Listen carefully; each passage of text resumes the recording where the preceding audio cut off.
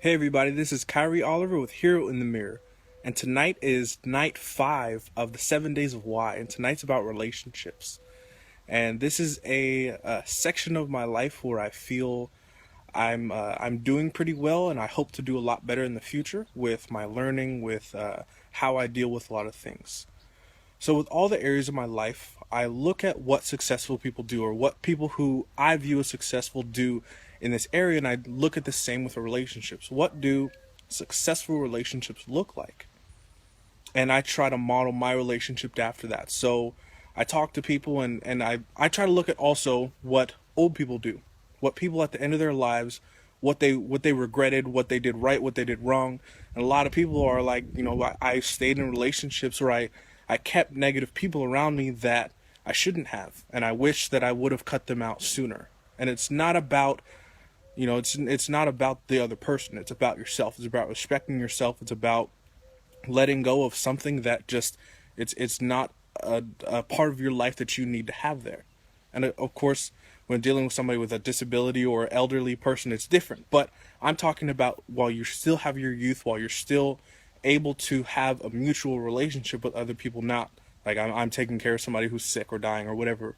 But when you have a mutual relationship, you get to choose. And I've learned that I get to choose who I have in my life.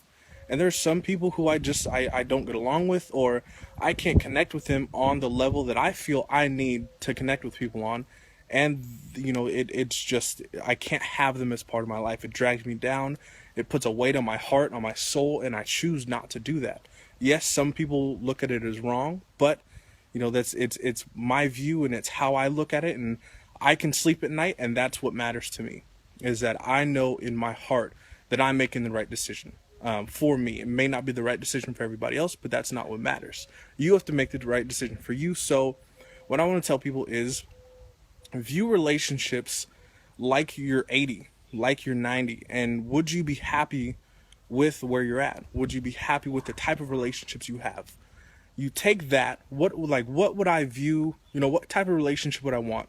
Marriage wise, with my kids, with my friends, with my coworkers, whatever that is. Whoever your view is in your life, would I want this same type of relationship with that person in 60 years? And if you can answer yes to that question, you're on the right track. If you have to answer no, if you say, I'm really not fulfilled in my marriage, but we have kids, it shouldn't matter. I think that one of the biggest things is my parents got divorced when I was 2 months old. And I'm so grateful for that because I saw my friends' parents get divorced in high school and they had to go through it with them. So a lot of people, I see a whole lot of people, they'll stay together, they'll stay married until their kids are all off and grown, and then they get a divorce. And I think that's one of the most terrible things in the world.